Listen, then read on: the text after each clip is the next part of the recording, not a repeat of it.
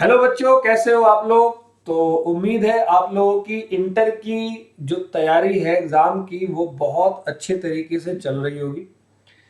और थोड़ी सी टेंशन भी आप लोगों के मन में होगी कि सर टैक्सेशन में कुछ अमेंडमेंट्स आई हुई है और थोड़ा सा सर आप टैक्सेशन को रिवाइज भी करवा दो। तो फिर मैं आप लोगों के लिए वीडियो लेकर आया हूँ आज।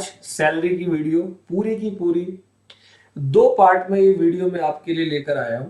एक पहला पार्ट अभी रिकॉर्ड कर रहा हूं। इस पार्ट में जो आज का पार्ट है उसमें मैं सैलरी के प्रोविजंस जितने भी मैंने आपको क्लास में करवाए हैं वो प्रोविजन प्लस सैलरी में आई हुई सारी की सारी अमेंडमेंट, ज्यादा अमेंडमेंट नहीं है, वो बताने वाला हूं। और एक दो रिटायरमेंट बेनिफिट्स के बारे में मैंने कुछ लिखा हुआ है जो हमने क्लास में डिस्कस किया था, वो बताऊंगा। पार्ट टू में क्या होने वाला है, पार्ट टू में मैं आपको सैलरी के एमसीक्यूज करवाऊंगा।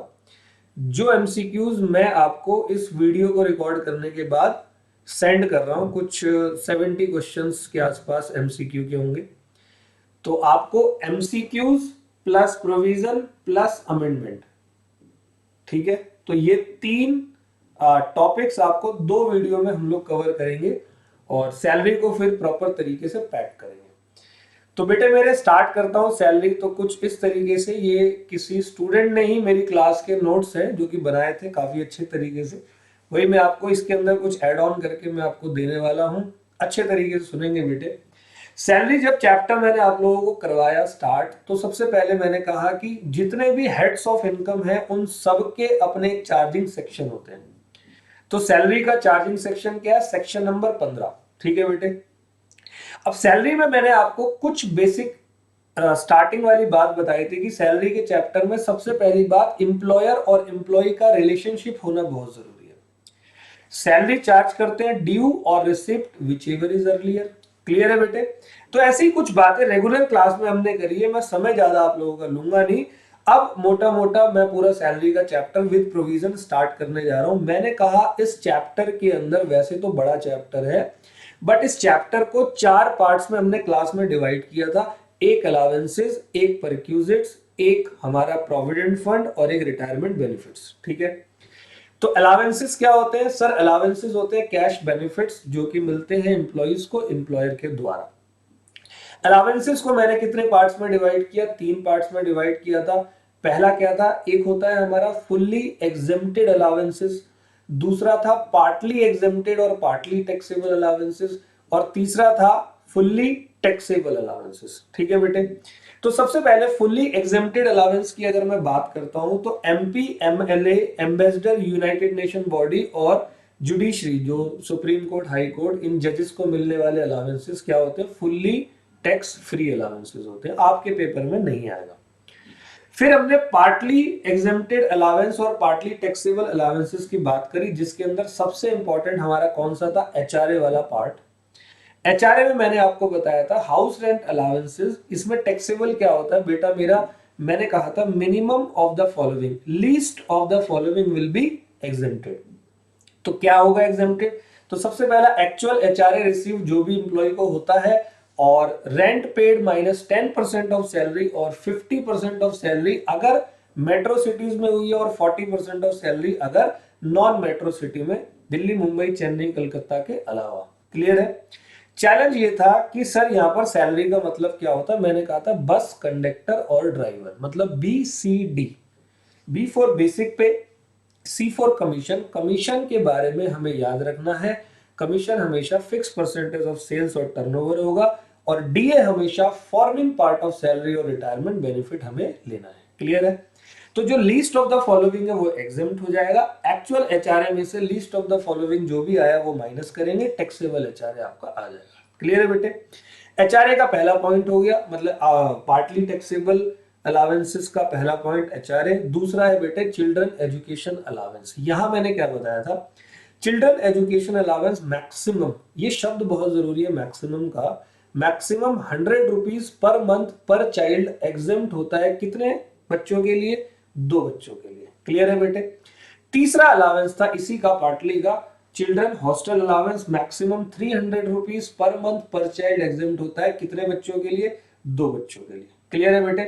चौथा इसका अलावेंस था इंटरटेनमेंट अलावेंस। इंटरटेनमेंट अलावेंस के लिए सतर्क होने की जरूरत है, नॉर्मल क्लास में भी बताया।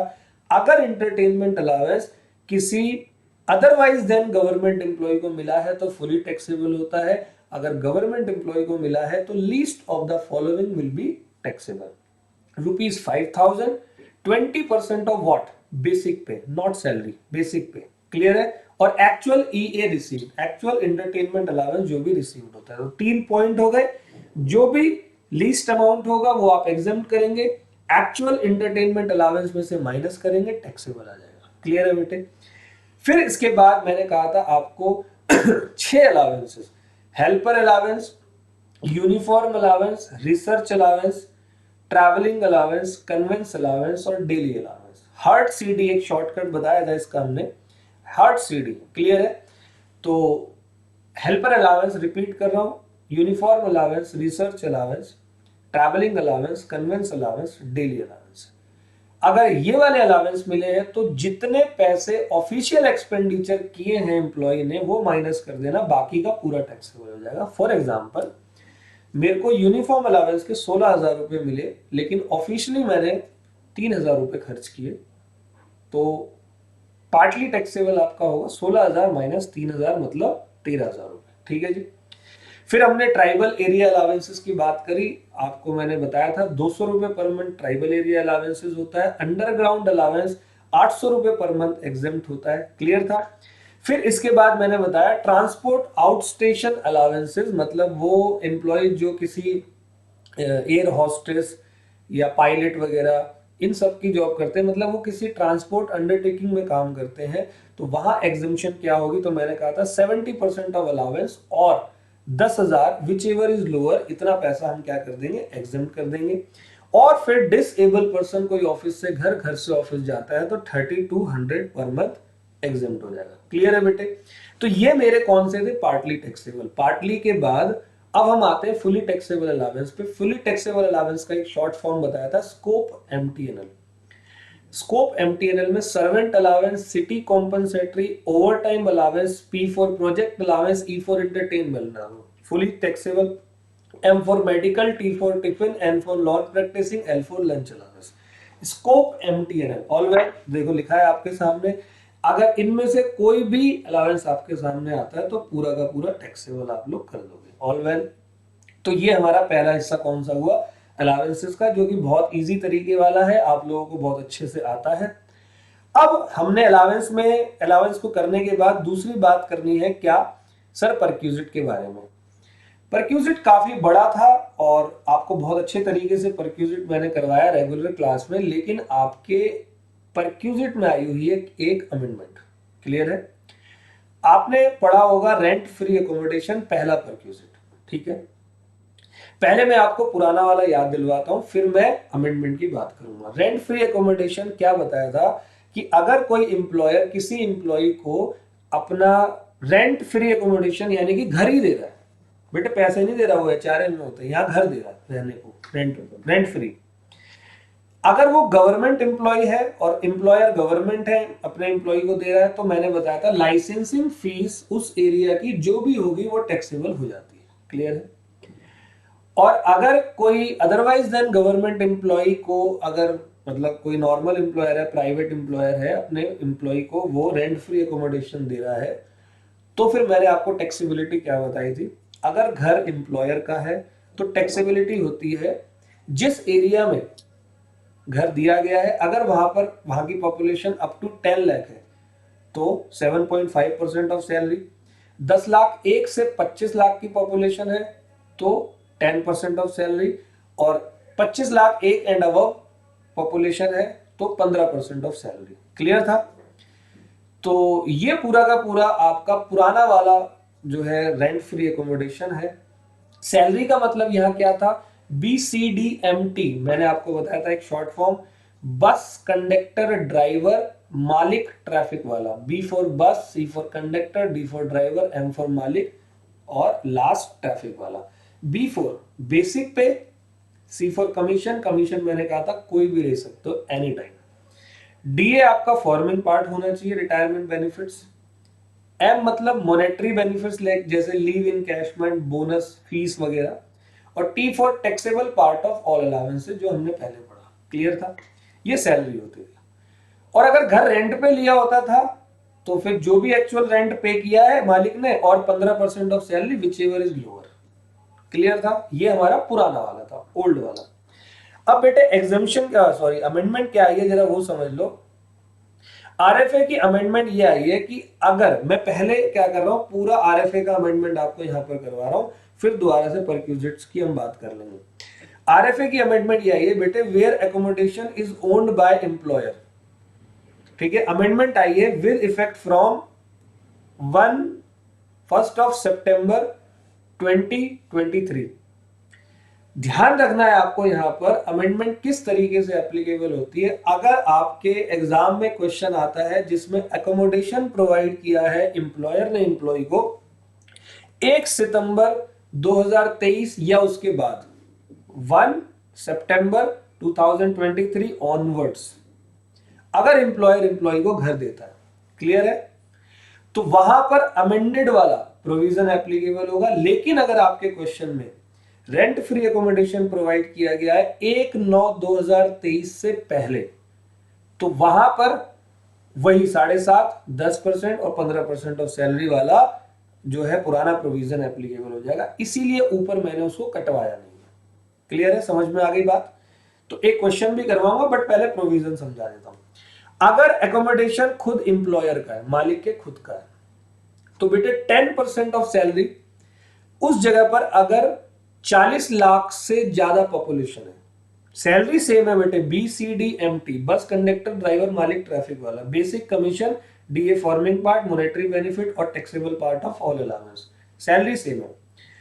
अगर 2011 सेंसस के हिसाब से जिस एरिया की पॉपुलेशन 40 लाख से ज्यादा, बेटे 40 लाख नहीं है, 40 लाख से यहां क्या लिखा हुआ है, ज्यादा, तो 10% ऑफ सैलरी।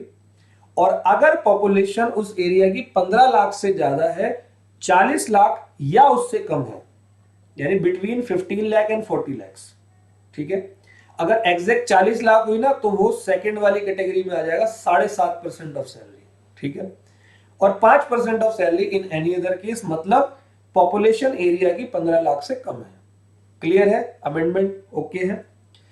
और अगर एकोमोडेशन लीज पे लिया है किसी एम्प्लॉयर ने, तो वहां क्या होता था, 15% ऑफ सैलरी और एक्चुअल जो भी पेमेंट करी है एम्प्लॉयर ने, यहां चेंज हो गया, actual rent paid by the employer और 10% of salary which ever is lower. हाँ, एक बात, अगर कोई पैसा एम्प्लॉय ने एम्प्लॉयर को दिया है तो वो पैसा रिड्यूस हो जाता है, ये तो सारे परक्यूजिट्स में होता है, ठीक है, ये नॉर्मल क्लास में हमने किया हुआ है। मैं रिपीट कर रहा हूं अमेंडमेंट, ध्यान से सुनना। अगर 1 सितंबर 2023 ऑनवर्ड्स, क्वेश्चन को ढंग से पढ़ना, अगर परक्यूजिट मिला, सॉरी परक्यूजिट आरएफए का मिला एकोमोडेशन, तो वहां पर नया वाला प्रोविजन एप्लीकेबल होगा। आपको क्वेश्चन में पॉपुलेशन देखनी है, अगर 40 लाख एक पॉपुलेशन से शुरू है तो 10% ऑफ सैलरी, 15 लाख से ऊपर और 40 लाख तक हो तो 7.5% ऑफ सैलरी, 15 लाख तक हो तो 5% ऑफ सैलरी। ये आपको ध्यान रखना है, सैलरी बिल्कुल सेम है। और अगर एकोमोडेशन जो है वो एम्प्लॉयर ने रेंट पे लेकर प्रोवाइड किया है तो actual rent paid by the employer और 10% ऑफ सैलरी, ठीक है, क्लियर था। एक मैंने यहां पर क्वेश्चन किया हुआ है आपके लिए, पूरा का पूरा क्वेश्चन है, पीडीएफ में आपको शेयर कर दूंगा ताकि आपको कोई दिक्कत ना हो। देखो ये क्वेश्चन क्या है बेटे, मैंने सॉल्व किया हुआ है, कंप्यूट करो value of perquisite in respect of RFA furnace house. अगर अनिल, तो मैंने अनिल एक ऐसी सिटी में रहता है जहां की पॉपुलेशन तीनों सिचुएशन को ले लिया, नॉट एक्सीडिंग 15 लाख है, 15 लाख से ज्यादा है बट 40 लाख तक, और एक्सीडिंग 40 लाख, ठीक है, तीनों सिचुएशन है। अनिल को कुछ ये सब चीजें मिल रही है, बेसिक पे 1,80,000, डीए 25% ऑफ बेसिक पे है, तो डीए के ब्रैकेट में फॉर्मिंग पार्ट वगैरह नहीं लिखा तो हम एज्यूम कर लेंगे ये forming part of retirement benefits है। कमीशन 5% ऑफ बेसिक पे है, तो आरएफए कैलकुलेट करते वक्त कमीशन कोई सा भी हम ले लेते हैं। बोनस मॉनेटरी बेनिफिट है 8,000 रुपए, वो ले लेंगे। अलावेंसेस क्वेश्चन में कुछ नहीं है तो लेने की जरूरत नहीं। उसका एम्प्लॉयर पे कर रहा है इनकम टैक्स 5,000 और प्रोफेशनल टैक्स 15,000। याद करो मैंने आपको नॉर्मल क्लासेस में बताया, सैलरी काउंट करते वक्त कोई भी अदर परक्यूजिट, कोई एडवांस और कोई एरियर इंक्लूड नहीं करना। तो यहाँ पर ये परक्यूजिट मिला हुआ है एम्प्लॉय को, सैलरी लेते वक्त इंक्लूड नहीं करेंगे। उसका एम्प्लॉयर प्रोवाइड कर रहा है फ्रिज और टीवी जिसकी कॉस्ट 24,000 है, और 500 रुपए per month old other furniture भी है, वो सब प्रोवाइड किया जा रहा है। क्लियर है। एकोमोडेशन बेटे क्वेश्चन पढ़ो कब प्रोवाइड किया, 1/10/2023 मतलब 1 सितंबर 23 के बाद। All well. प्रोविजन क्या लगेगा, बहुत सिंपल है। जहां की पॉपुलेशन अप टू 15 लाख है 5% ऑफ सैलरी, 15 लाख 1 से 40 लाख है अपना 7.5% ऑफ सैलरी, और 40 लाख 1 या अबव है तो 10% ऑफ सैलरी। वो मैंने यहां पर देखो आपके सामने किया हुआ है। अब सैलरी के लिए मुझे पहले कैलकुलेशन के लिए पहले सैलरी निकालनी पड़ेगी, तो मैंने देखो सैलरी ले ली। बेसिक मैंने पूरा 90,000 लिया। डीए मैंने अज्यूम करा फॉर्मिंग पार्ट है जो कि 25% है तो 22,500। कमीशन 5% ऑफ बेसिक पे है तो 4,500। बोनस 4,000 है। इनकम टैक्स प्रोफेशनल टैक्स नील लिया है क्योंकि ये क्या है, ये बेटे मेरे परक्यूजिट है। तो सैलरी आ गई आपकी 1,21,000, यहां तक ओके है। 1,21,000 सैलरी आई तो आपको परक्यूजिट वैल्यू ऑफ आरएफए 1,21 का 5%, 7.5% और 12,100। लेकिन ये घर अनफर्निश्ड तो नहीं है, फर्निश्ड है, तो फर्नीचर की कॉस्ट डालेंगे। तो बेटे फर्नीचर की कॉस्ट क्या है, यहां पर ओरिजिनल कॉस्ट ऑफ फर्नीचर जो है 10% per annum of original cost. Clear है। तो 1200 1200 1200 ऑल वेल। और रेंट ऑफ फर्नीचर वो दे रहे हैं 500 इंटू 6 क्योंकि अक्टूबर से मिला है ये घर, 3,000 3,000 3,000 ऑल वेल। तो यहां पर जोड़ने के बाद आपकी परक्यूजिट की वैल्यू सामने आ गई। ठीक है जी। तो ये हमारा बेटे मेरे परक्यूजिट का पूरा आरएफए का अमेंडमेंट है। उम्मीद है आपको मैं ये वाली अमेंडमेंट जो है वो समझा पाया। अब हम बात करेंगे आगे की, यानी कि दूसरे परक्यूजिट्स की। तो आरएफए मैंने आपको पूरा बता दिया है। अब अगला परक्यूजिट है हमारा इंटरेस्ट फ्री लोन और कंसेशनल लोन। मैंने क्या बताया था बेटे, एसबीआई का जो भी लैंडिंग रेट होगा उसमें चार्ज करेंगे। 20,000 तक के लोन पे कोई भी परक्यूजिट नहीं माना जाएगा। क्लियर है। या किसी प्रेस्क्राइब डिसीज के लिए लोन लिया है नहीं माना जाएगा। तीसरा क्या था बेटे, obligation of employ made by employer. Employ की कोई ऑब्लिगेशन है, पेड कर दिया एम्प्लॉयर ने, तो कोई भी वहां पर फुली का फुली टैक्सेबल माना जाएगा। रेगुलर क्लास में हमने ये भी किया हुआ है। Use of employers movable assets, अगर कोई एम्प्लॉय एम्प्लॉयर का मूवेबल एसेट्स यूज कर रहा है, कंप्यूटर लैपटॉप कर रहा है, कुछ नहीं होने वाला, कोई परक्यूजिट नहीं है। अदर मूवेबल एसेट्स कर रहा है, अगर वो मालिक के खुद का है तो 10% ऑफ ओरिजिनल कॉस्ट, और खुद का नहीं है तो जो भी मालिक ने हायर चार्जेस रेंट पे किए हैं। और मान लो कोई मूवेबल एसेट्स एम्प्लॉयर ने एम्प्लॉय को कंसेशनल रेट पे ट्रांसफर कर दिया, तो वहां पर टैक्सेबल वैल्यू हमेशा बुक वैल्यू में से सेल प्राइस माइनस करेंगे, तो आपको वहां पर डेप्रिसिएशन एक्चुअली में निकालना है। डेप्रिशिएट उस एसेट्स को डेप्रिशिएट करने के बाद, तो डेप्रिसिएशन के रेट आपको रेगुलर क्लास में बताए हुए हैं। कंप्यूटर लैपटॉप पे 50% पर एनम है डब्ल्यूडीवी का, कार पे 20% और एनी अदर पे 10%। अच्छा, कंप्यूटर पे 50% डब्ल्यूडीवी, कार पे 20% डब्ल्यूडीवी और एनी अदर पे 10% SLM. Gift voucher and token, बेटा गिफ्ट अगर कैश में मिला है फुली टैक्सेबल होता है, अगर काइंड में मिला है तो 5,000 रुपए तक एग्जेम्प्ट होता है, और अगर मान लो काइंड में 5,001 भी मिला है पूरा टैक्सेबल। फ्री रिफ्रेशमेंट एंड मील मिला है, बहुत इजी है। अगर वर्किंग टाइम में मिला है कुछ नहीं, कोई टैक्स नहीं मिलेगा, कोई टैक्स नहीं लगने वाला, परक्यूजिट नहीं है। रिमोट एरिया में मिला है परक्यूजिट नहीं है, लेकिन एनी अदर एरिया में मिला है तो 50 रुपीज पर मील परक्यूजिट मारा जाएगा। क्लियर है। मैक्सिमम ऑफ ₹50 एग्जेम्प्ट होगा, इसके ऊपर की वैल्यू को हम टैक्स करेंगे। क्लियर है। फिर हमने बात करी बेटे फ्री क्लब फैसिलिटी और क्रेडिट कार्ड फैसिलिटी प्रोवाइड अगर करी हुई है।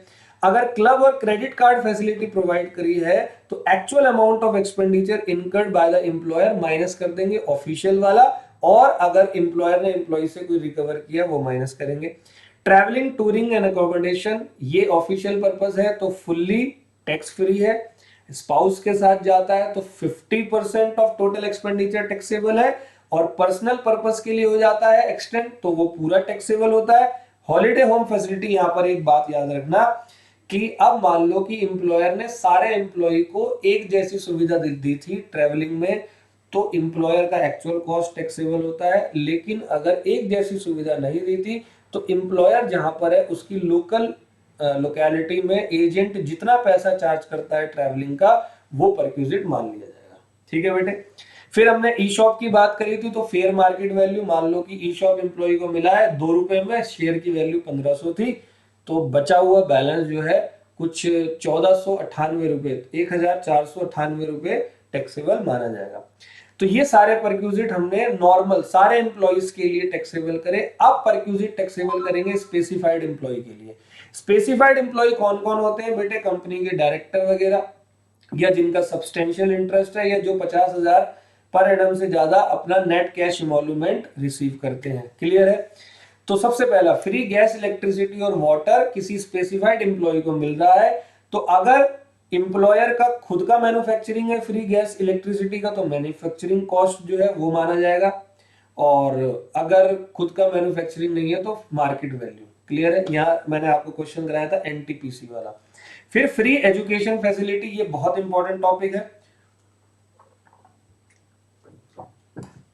अगर कोई फ्री एजुकेशन फैसिलिटी इंप्लॉयर ने अपने इंप्लॉय की एजुकेशन को बढ़ाने के लिए की है, तो बेटे मेरे कोई टैक्स नहीं लगता। इंप्लॉयर ने अगर इंप्लॉय के बच्चों को पढ़वाया है, फुल्ली टैक्सेबल। अब इंपॉर्टेंट बात आ गई, अगर एजुकेशन इंस्टीट्यूट खुद इंप्लॉयर का है, उस एजुकेशन इंस्टीट्यूट में इंप्लॉय के बच्चे या रिलेटिव को पढ़ाया है, तो सिमिलर लोकेलिटी में जो भी दूसरा स्कूल फीस चार्ज करता है उसमें से 1,000 रुपए की सिर्फ बच्चे के लिए, रिलेटिव के लिए वो भी नहीं, 1,000 रुपए पर मंथ की क्या मिल जाएगी? एक तरीके की एग्जाम्पशन मिल जाएगी। और एम्प्लॉयर को एम्प्लॉय ने जो भी पेमेंट दी है, कुछ पार्टली पेमेंट अगर करी है तो वो माइनस कर देंगे, बचा हुआ पूरा टैक्सेबल। फिर हमने फ्री ट्रांसपोर्ट फैसिलिटी बताई थी। रेलवे एयरलाइन तो टैक्स फ्री होता है, लेकिन बसेस में जो नॉर्मल पैसेंजर से हम लेते हैं आउटस्टैंडिंग पैसेंजर से, उसमें से एम्प्लॉय से जो हमने रिकवर किया वो माइनस कर देंगे, बाकी का टैक्सेबल। तो इसके बाद बेटे कुछ कार था, free servant facility fully taxable है। कार फैसिलिटी मैंने आपको बताया था मोटा मोटा, सुनो। अगर कार बोथ पर्पस के लिए यूज होती है, कार ओन्ड बाय एम्प्लॉयर है और रनिंग मेंटेनेंस भी एम्प्लॉयर ही पे कर रहा है, तो ऐसी सिचुएशन में बोथ पर्पस के लिए यूज होता है। कार का इंजन 1.6 लीटर का है तो 1800 पर मंथ पूरा टैक्सेबल, 1.6 लीटर से ज्यादा तो 2400 पर मंथ, और जो ड्राइवर है उसके 900 पर मंथ हमेशा ऐड आपको करने हैं। लेकिन मान लो कार ओन्ड बाय एम्प्लॉयर और मेंटेन बाय एम्प्लॉय है तो 600 पर मंथ और 900 पर मंथ, ड्राइवर का 900 सेम रहेगा। इसके अलावा अगर इंजन की कैपेसिटी 1.6 लीटर है तो 600 पर मंथ, 1.6 लीटर से ज्यादा है तो 900 पर मंथ। मेडिकल फैसिलिटी बेटे बड़ा इंपॉर्टेंट टॉपिक है। इंडिया के अंदर कहीं भी कोई भी मेडिकल फैसिलिटी एम्प्लॉयर ने एम्प्लॉय को दिलवाई है, पूरा का पूरा टैक्स फ्री है। लेकिन अगर आप बात करते हो इंडिया से बाहर की, तो बेटे मेरे expenditure on boarding and lodging पे और एक्सपेंडिचर ऑन ट्रीटमेंट, इन दोनों पे हमेशा आरबीआई फॉरेक्स परमिट करेगा, उतना आपका एग्जेम्प्ट हो जाएगा। और अगर travelling of patient with one attendant करेंगे तो फ्री तब होगा, मतलब टैक्स फ्री तब होगा जब जो ग्रॉस टोटल इनकम है एम्प्लॉय की वो 2 लाख पर एनम से ज्यादा नहीं होगी। क्लियर है? फिर मैंने प्रोविडेंट फंड के बारे में बात की थी। मैंने कहा था प्रोविडेंट फंड में आपको एक सटीक आंसर याद रखना है। सुनो, एम्प्लॉयर कंट्रीब्यूशन कितना भी कर दे 12% पर एनम तक एग्जेम्प्ट होगा, उसके ऊपर टैक्सेबल। किसमें? कंट्रीब्यूशन में। और अगर इंटरेस्ट की आप बात करते हो तो इंटरेस्ट 9.5%, 9.5% तक क्या होता है आपका एग्जेम्प्ट होता है, उससे ऊपर पूरा टैक्सेबल। मैंने अभी आपको रिसेंटली फुल फ्लेज क्वेश्चन करवाए हैं टोटल इनकम के, वहां पर कई बार ये क्वेश्चन आया कि एम्प्लॉयर ने कंट्रीब्यूशन किया है कितना? 18%। तो आपको क्या करना है? 12% तक एग्जेम्प्ट करना है और बाकी का 6% क्या हो जाता है? टैक्सेबल हो जाता है। तो 12%, अब 12% ऑफ क्या? सैलरी, और सैलरी एचआरए की होती है। ऑल वेल बेटे। और 9.5% ऑफ अमाउंट ऑफ इंटरेस्ट। ठीक है? इसके अलावा आपको ज्यादा प्रोविडेंट फंड को समझने की जरूरत नहीं है, इतना बहुत है, बाकी पूरा का पूरा हमने रेगुलर क्लास में भी किया है। अब हम बात करेंगे बेटे रिटायरमेंट बेनिफिट की। रिटायरमेंट बेनिफिट में ये वाला जो पोर्शन है ये कट चुका है, लीव सैलरी वाला। लीव सैलरी में मैंने आपको बताया कि अगर कोई लीव सैलरी गवर्नमेंट एम्प्लॉय को मिल रही है पूरी एग्जेम्प्टेड है। नॉर्मल एम्प्लॉय को अगर मिलती है, पहले ये 3 लाख रुपए था, अब 20 लाख रुपए हो चुका। 20 लाख क्या, तो लीव सैलरी अगर मिलती है तो minimum of following will be exempted. 20 lakh रुपए एक्चुअल लीव सैलरी, 10 मंथ की एवरेज सैलरी, और एवरेज सैलरी होती है बीसीडी, ठीक है, बीसीडी समझ गए, एचआरए वाली।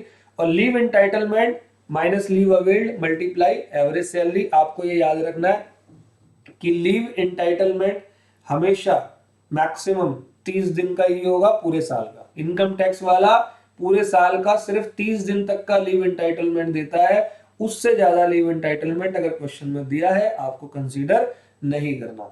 फिर बात करते हैं बेटे मोस्ट इंपॉर्टेंट टॉपिक ग्रेचुटी की। ग्रेचुटी अगर एम्प्लॉयर ने एम्प्लॉय को दी है, गवर्नमेंट एम्प्लॉय है, फुल्ली एग्जेम्प्ट होगा, और नॉर्मल एम्प्लॉय है तो चेक कर लेना कि एम्प्लॉय कवर्ड है ग्रेचुटी एक्ट में या नहीं है। अगर एम्प्लॉय ग्रेचुटी एक्ट में कवर है तो minimum of the following will be exempted, ₹20 lakh.